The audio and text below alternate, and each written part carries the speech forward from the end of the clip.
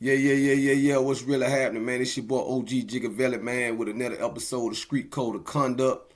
We gonna be jumping right into Miami again, man. So y'all see, boy, I had to go ahead and soldier on up, man, cause today's topic, man, we gonna be talking about John Doe, the John Doe era in Miami, and the impact that John Doe had on the culture in Miami, the street culture in Miami, right? So with that being said, I'm gonna shout out, you know what I mean? I'm gonna go ahead and shout out Lil Bo, Anthony Fields, one of my comrades, you know what I'm saying? One of my brothers in the struggle. He's a real Velly. Shout out to Boy Velly, man. Free that boy, man. You know what I'm saying? We gonna shout out also, man. Ain't no love lost. We gonna shout out to Corey Smith, man. Bubba, you know what I'm saying? And Trav. We gonna shout them boys out, man. Free them boys, you know what I'm talking about? But listen, John Doe era, man, right? I'm gonna get into it. I'm gonna get into my association, you know what I'm saying, with Bub them, with 61st, and how I got, you know what I mean, invited around to be on 6-1. Cause y'all already know, if you've been watching me by now, I'm not off 61st, you know what I'm saying? I'm not off 61st, I'm out the sub. But I'm gonna go and jump into the story, right? If you want to find out more about the story and you really want to support the message, you want to help me, you know what I'm saying, bring some street code of conduct to Miami, y'all go grab my book, Pressure, off Amazon, man, by Keith the Hunter right there. I'm always dropping it in my bio. You can find out. People been inboxing me, want to know how they can find the book. That's the best way to go find the book. Once you read that book, you definitely gonna want to read Federal Pressure. You know what I mean? My time in the federal prison, right? So with tapping the books in, that's one way of supporting the movement. Doing that. Also go follow me on Instagram, man. I'm gonna drop that in the bio too, so y'all know how to go follow me on Instagram. Let's get right into it, man. Y'all know Bubba is serving, you know what I mean, currently right now on death row, man. You know what I mean? Let's hope that boy get off death row. Anthony Fields, he's currently doing a lengthy state prison. So not to be hypocritical to what I be saying about making content that could not, I mean, that could, you know what I mean, not help these boys come home. You know what I mean? Saying I got on Ross about that, you know what I'm saying, with the Booby Boy situation. So I'm not going to get into no details and implicated crimes that these boys are accused of. You know what I'm saying? We innocent until we are proven guilty, man. So let's bring them boys home. But let's get into my story. 1996, man. 1996 is the year that I came home. But that wasn't just a year that I came home. A lot of the homeboys was coming home that year, man. Shout out, rest in peace to Lil Willie, which is a Velly from over town. You know what I mean? That's one of my brothers in the struggle. He's gone now. But Lil Willie came home. Shantae Ward, you know what I'm saying? We call him Berta Velly, one of the founders of the Machiavelli movement down there in Miami, right? Off 6-0 and 14. Joel Velly, man. I can't leave Joel Velly out. Rest in peace, man. Ken Wan, them some of the fallen Velly soldiers. I'm going to let y'all get understand, because some of y'all might not know that's watching the video what Velly mean in Miami, what Machiavelli hold spots mean in Miami. You know what I'm saying? Y'all might not know, but I'm going to pull y'all up on it. But y'all, I'm pretty sure a lot of y'all done heard of John Doe. John Doe. Y'all done heard of the Lynch Mob. Y'all done heard of 61st. Okay, 1996, the year that I came home with a lot of my homeboys out of Miami, man. We came home, and what we found in the city of Miami is that things had done changed. People that had old spots, you know what I'm saying, old kingpins, old bosses that had spots on 15th Ave, on 61st, you know what I'm saying, on 18th Avenue.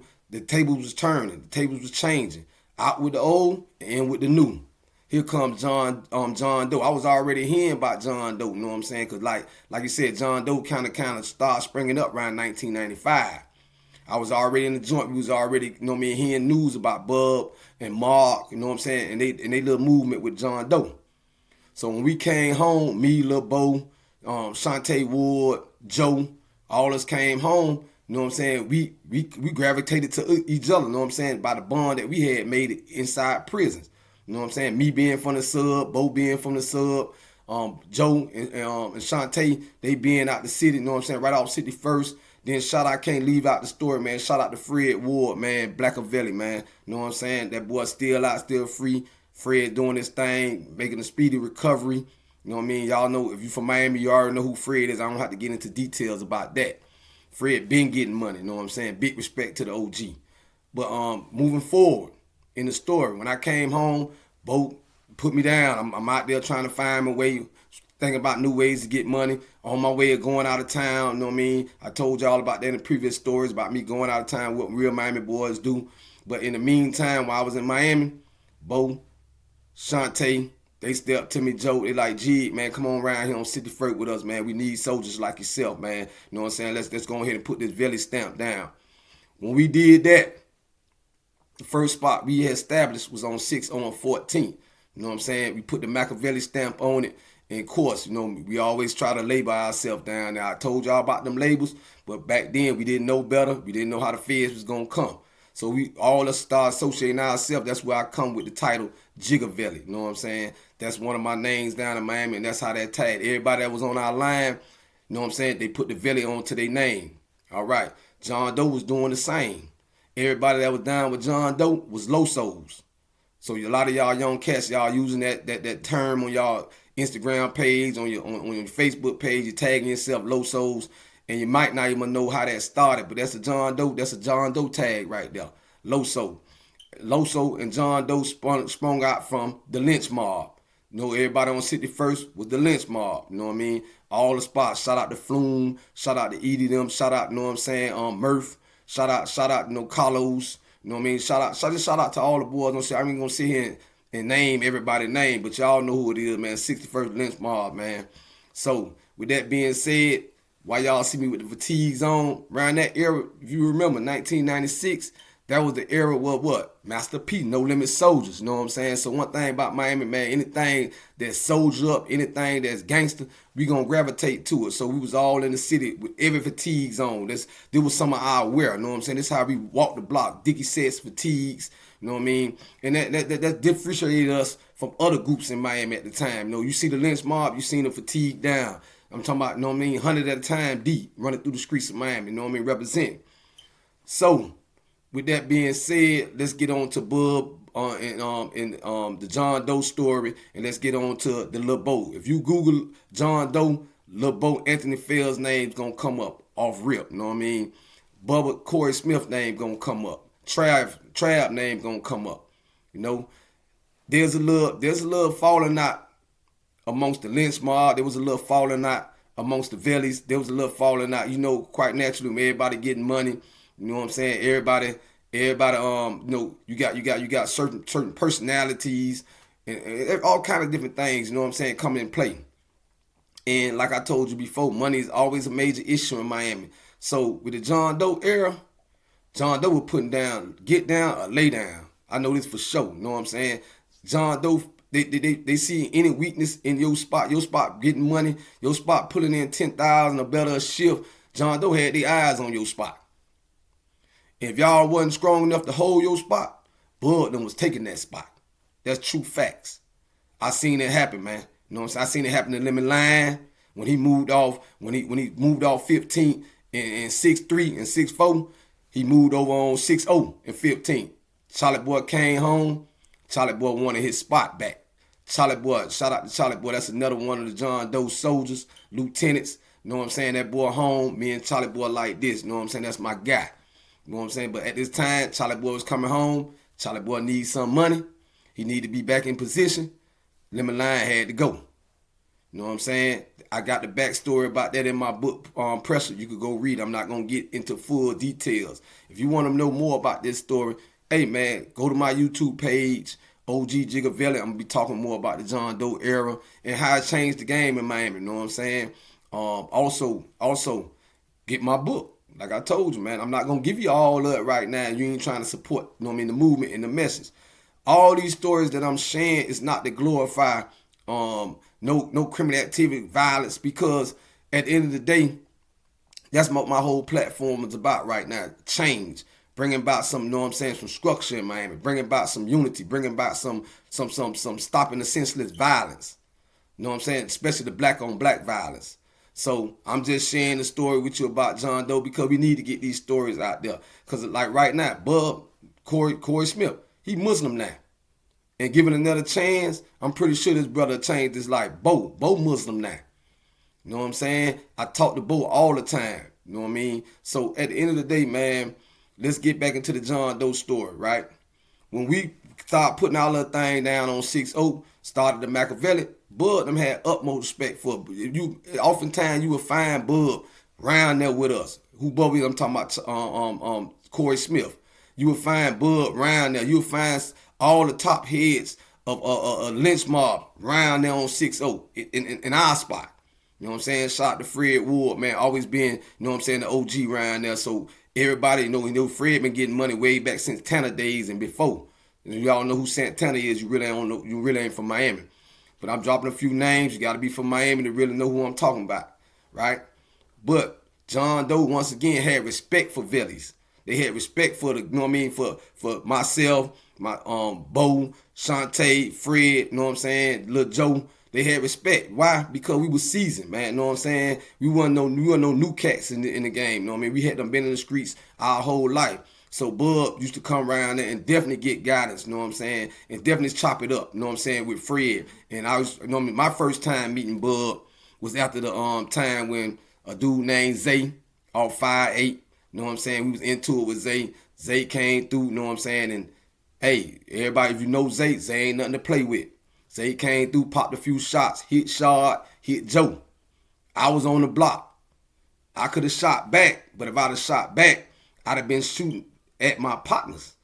So I hold, you know what I'm saying? I stood down because I didn't want to get them in the crossfire. He was shooting from one way, they were running this way, shooting back, and you know what I'm saying? So I didn't get off. So when we got around and everybody was trying to figure out who it was shot at them, I spoke up. And the first thing Bub said was, so, bro, if you seen this, why you ain't get off? If you seen who it was, why you ain't get off? He questioned my judgment. So before I could even speak up for myself, my homies had already done checked Bud. Bo the first one to speak. G, this, that, and the third. If he had the chance to do it, it'd have been done. Shantae stamped it, and it was that. Bud seen me in a new light. That was my first time really having a real, you know what I mean, talk with Bud. So it's some action happened behind that. I'm not gonna get into it, you know what I'm saying? But it was definitely some clap back behind that situation. Shout out to Shaw the Valley, man, you know what I'm saying? Shaw took a little bullet, you know what I'm saying, in the back and in the leg. Joe took one in the leg. Both of them, you know what I'm saying, recovered, wasn't life-threatening, you know what I mean? But it was definitely an answer to that. That was my first introduction to who Bud was. And I'm gonna say this about Bud, man. I got high little respect for Bud, because Bud was one of them captains that lead from the front. He wasn't one of them type of dudes that just send his soldiers out and don't handle no business. You feel me? So with that being said, man, we definitely started growing. Me and Bub got real tight after that situation right there. Shout out to Eddie Bowles, shout out to Herb. You know what I'm saying? Them boys know what I'm talking about, right? So you see the relationship and the bond between Vellies and the Losos was real tight. Bud them was still putting their get down, lay down situation. The only thing that I had, me personally, with Bub Hold, with the John Doe Hold structure, I seen a lot of young cats. But I mean young, I'm talking about 15, 16 years old in lieutenant positions. Positions that I felt that at the time they wasn't seasoned for and they wasn't ready for. It wasn't my call, it wasn't my team, but that was, you know what I'm saying, that's what I seen a lot of John Doe was built upon, right? So by that being what John Doe was built upon, some of the things that was this how the change in some of the Miami coaches, street culture had done changed with the John Doe era. With them cats being young like they wasn't doing no fighting. So when a violation took place in the streets or something that probably would have called for just a beat down or some type of, you know what I'm saying, others, you know what I mean, non-life threatening type of you know what I'm saying, penalty or sanction, them boys was serving hot ones, man. They was serving hot ones off rip. They wasn't even playing them young boys first. They thing was shoot first, ask questions later.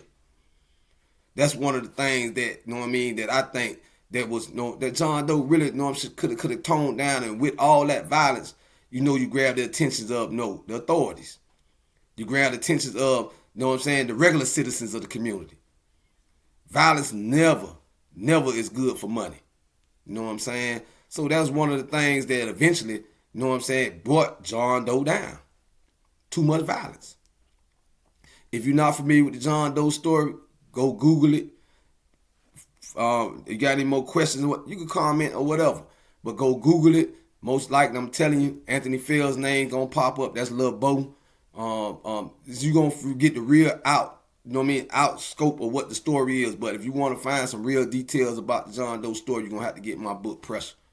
I'm not gonna make this video long. That's just a quick introduction of my association with the John Doe era in Miami. I'm gonna talk some more. I'm trying not to make this video long. You're gonna have to check the full video out, you know what I'm saying, on my YouTube channel. OG Mavelli. Y'all tap in.